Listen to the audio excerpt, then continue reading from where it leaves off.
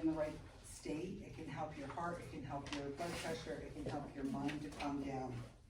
It can help you to focus. And what I mean by regular meditation, it doesn't have to be an hour every day. It can be 5 minutes a day. It could be 60 seconds of your 4x4 breathing. That's considered a meditation. So if you do that at least once a day, you're meditating daily. Don't look at meditation as just another thing that I need to do to be healthy or to be good. It's, you get to do it.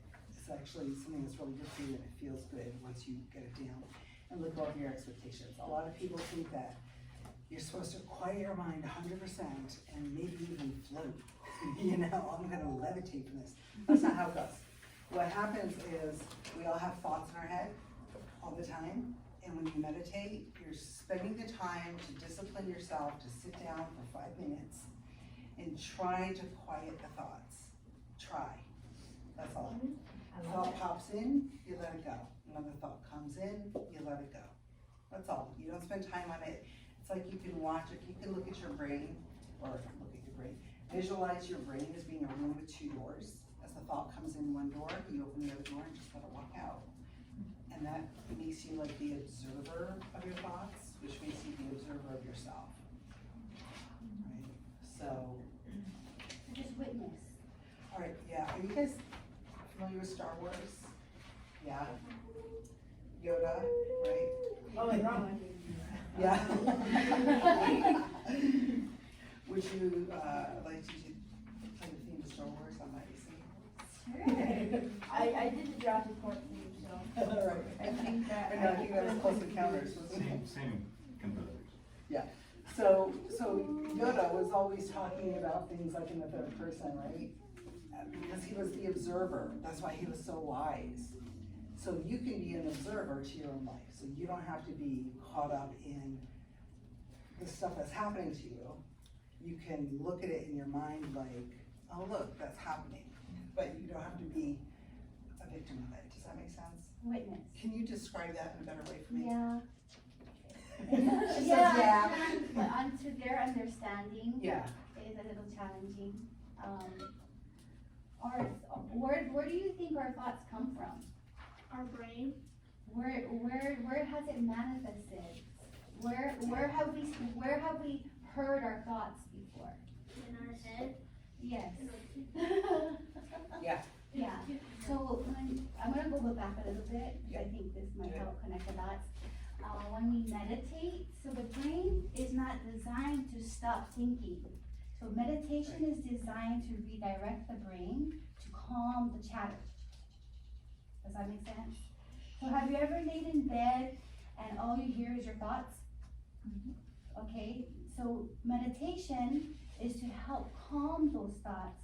And there's no really rules in your meditation. It could be something drawing, something where it allows your mind to calm and just focus on the drawing, or reading a book.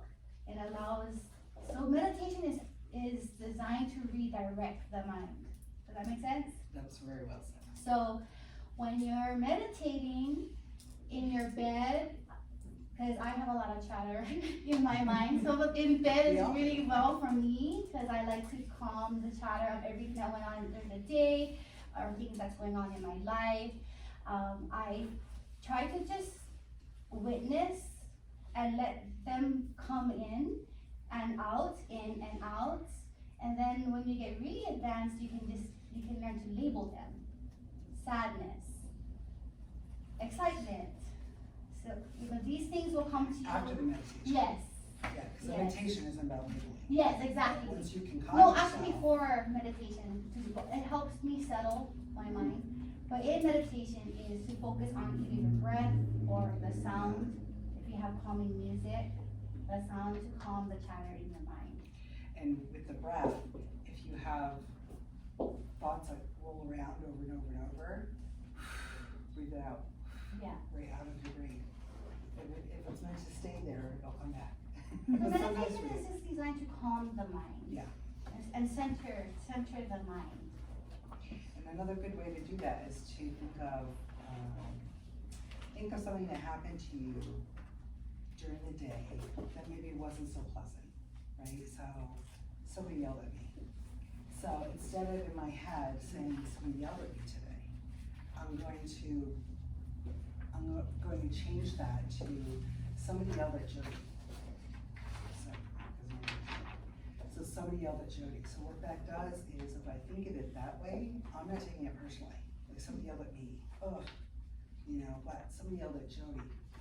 Then I could be a little more objective and be like, oh, they have a right to yell at me. Or if they really didn't, and I'm gonna go back and fix it, you know? But if you think of it with your name instead of me, it helps you to remove from the, from the passion, from the anxiety of it. And that pulls you out of being a victim, by the way, so that's really good. If you remember nothing else today, I hope you remember that, because that will help you. All of this stuff will help you the rest of your life, to be honest with you. That's a really good one. So that first page, bunch of different ways that meditation can help you. And the second page is the types of meditation, which is what Lena just started talking about. There's one in here, it says doing the dishes. When you do the dishes by hand, it's a form of meditation, just like drawing. Because you don't have to think, you know what you're doing. You know, if you're drawing, especially if you're not creating a drawing, if you're using a coloring book, you're just doing this. And your brain is like, oh, okay, I can relax for a minute. Yeah. I love the cloud drawing. Yeah, do you have those adult coloring books and the pencils and all that? Yeah, that's very therapeutic. Oh, Oh, you're an artist, so you actually draw. I like the cloud. And you like the clouds, yeah, me too. You should check out my Facebook. I post pictures of clouds like all the time, and I'm like, what do you guys see? You know? And so you're like, I see clouds. Yeah, of course. But I see an elephant there, you know? But doing that, that's actually on here as a type of meditation. Lying down and looking up at the clouds and just thinking of nothing else. It keeps your brain busy. I call it busy work. It keeps your brain busy because you're looking at that, so that that's the more creative side to your brain. Your logical side can take a break. Because your logical side is always going. You have survival, you have school, you have friends, you have situations you have to think of all the time.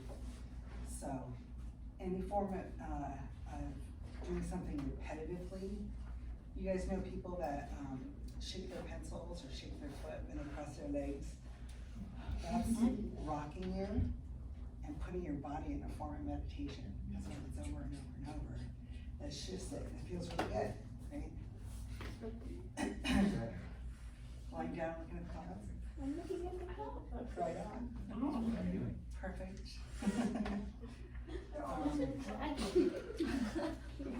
So, have you guys heard of chanting?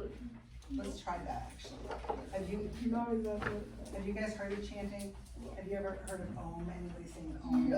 Yeah, a lot of people that do yoga. I've seen that in movies where Yes. they're like something they're like walk, walk. So we can chant Waka Kaka today. Let's do it. Waka Kaka, Waka Kaka, Waka Kaka, Waka Kaka, Waka Kaka. Keep doing it. Keep doing it. Waka Kaka, Waka Kaka. Notice what note you're doing. Change your note.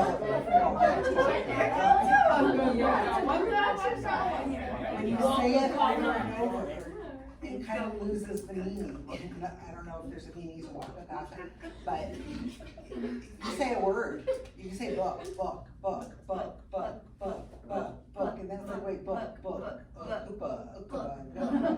right? And it messes with your mind if you say it too many times, which means that your mind is going into theta brainwave, which means that you're healing. Right? So it's a healing state. So when that happens, your logical side is kind of taking a rest, which is a good Or thing. if you feel shame, when a lot of people feel embarrassed or ashamed when they first start a practice in chanting, like, I experienced that too. Witness where does that come from? Because we could be free of everything. So where does those When we tell ourselves that it's embarrassing. I had an or issue we don't with want to that be too. teased because somebody might say that's the attachment to what others Yeah. think. So my voice did not always sound like this. My voice used to be a lot higher, and then like 5 years ago, it changed. And I can't control it and sing like I used to. Not that I was ever a great singer, but, so when I would chant in certain situations, I would feel really self-conscious, but now I don't care. You know, because when my voice breaks, it's like whatever, you know, if you don't like it, pay attention to your chanting, you know, yeah. Do you have a question? I think your voice is the most calming voice. Well, thank you very much, I appreciate that. So maybe it changed on purpose, you know, for a bigger reason. Yeah, okay, so, chanting, we did chanting, you could be silent. Do you guys, you could think that you could be silent even in your head for like a minute? You can? How many can do that? Really? Alright, that's really good. What can we do in our head? Just be silent in your head, like not Oh, have yeah, thoughts. I always do that, You do? except when I'm sleeping. You think when you sleep? No, I dream. You do, yeah. Yeah. You have active dreams, you remember them a lot? Yeah. Do you see yourself in the dream, Adam? Like you're outside looking at yourself, or you're just witnessing, or you're in the dream? I'm in the dream. Oh, Are you, so you're not watching yourself dream? No. Okay. That's actually kind of creepy. my dream. Like if I saw like from my closet someone looking through and like watching me sleep, like But Oh, you that- would I be think I would alive. wake up. They're watching you. I know, but like I would like wake up. Well, I I'd mean, be watching you. I had a dream of they watching me. today I did. That would be scary. Oh, it's so I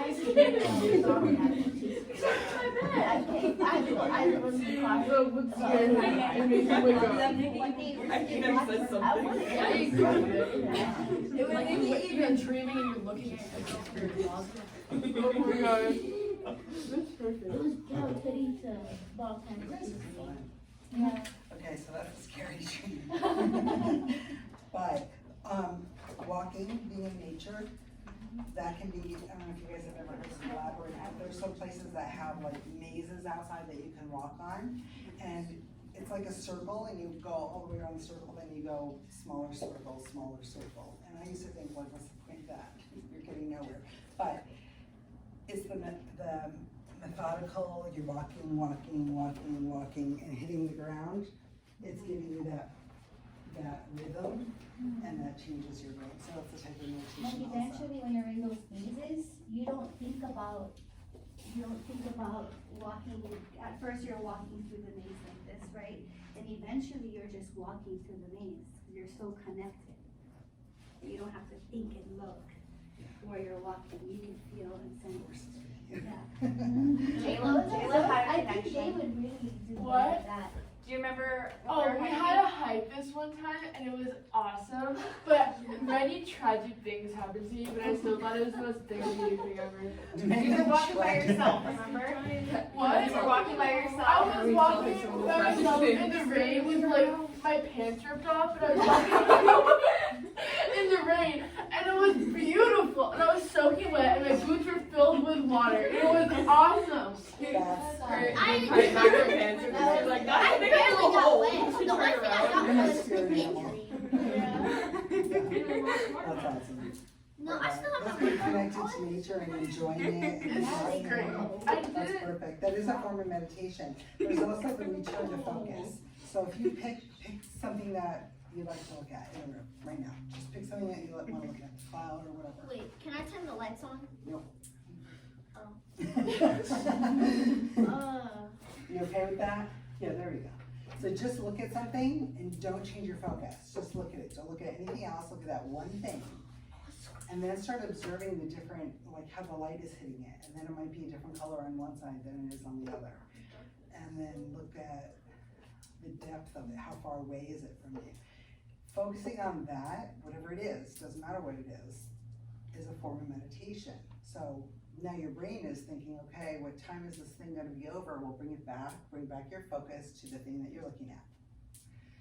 All right, what are we gonna have for dinner? Doesn't matter, bring your focus back to what you're looking at. Right?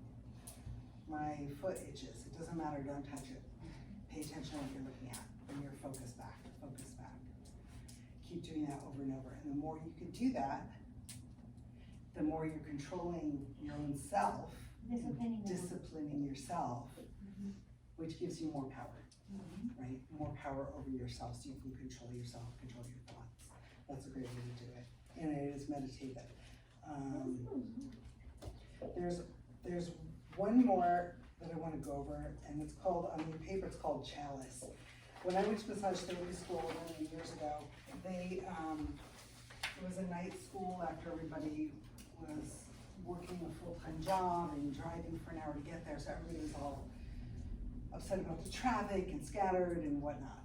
So they had everybody sit on the floor, and they put a bowl in the middle of the floor and had us meditate and breathe. And after 3 breaths, they said, now take all your worries, all your thoughts, all your pain, anything that's distracting you, and put it in the bowl. So you just picture it coming out of your brain and going to the bowl. My knee hurts, so that pain is gonna go in the bowl. I'm nervous about something, that nervous feeling is gonna go in the bowl. And then we had our class, and then at the end of class, we did another 5-minute meditation where they said, okay, all those things you put in the bowl are still there. If there's anything you wanna take back, you can, or you could just leave it there and we'll bless it for you. So it relieves you of the anxieties, but if it's things that like you have to remember, like I gotta remember to call my mom, you know, I'll take that one back, but I'll leave the pain, you know. So that's a good thing to do if you need to focus soon. If you could take 5 minutes to do it, you might wanna do that at the beginning of the class, just to see how it works. It worked really well for all of us, and we were all ages, all types of people, and it's just like, after 5 minutes, okay, we're ready to learn. We learned it, and then, you know, you go back to the end and you recenter. So, so those are different types of meditation, so I wanted to make sure I told you guys that, because you probably do some form of this already. Some form of daydreaming, some form of coloring, something, and it's worthy. Okay, a lot of people are like, why are you wasting your time? You should be reading or doing your homework. Yes, you should be doing your homework at some point, but also you need a balance so that you're a balanced, complete person, which is why I love this school, because you consider that. You guys are very lucky to be here. I don't know if you know that, but you are. Have Other you ever schools- driving on the street and you catch yourself staring out the window and you're just there and your mind starts to wander?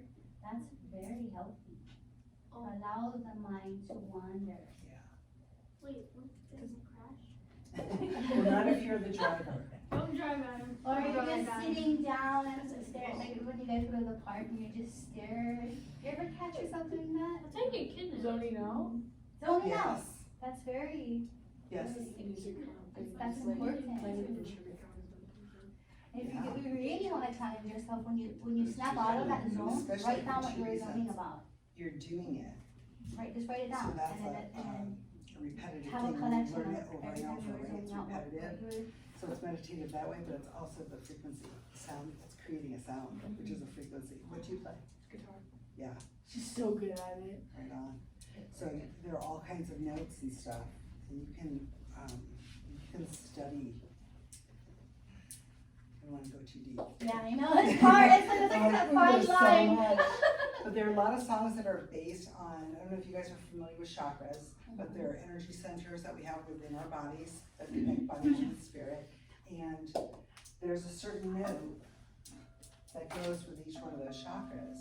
And there's a lot of music that's based on those notes. So it's written in like a lot of Luther Vandross, and I don't know what the modern day version of that, Barry White, you know, that's a note for the sacral chakra. That's this. Is it chakra? You know, you guys hear drums, boom, boom, boom, boom, and it does something inside of you. It shakes something inside of you. It makes you feel either energized or empowered or Like when we went to the Smith Center with the Yeah. drums? yeah. I was kind of cool. Did you guys actually go to like a Smith? Oh, sorry. Yes, we went to a Smith. No, there's To see a super fancy drumming. But like, what music do you guys listen to? It was awesome. Meditation. We went to Smith. All day, every day. I'm actually gonna answer this question opportunity to say, no, Adam, we do not go to Smith's. We went to a place called the Thank Smith you, Center. Cynthia. Tell us everyone you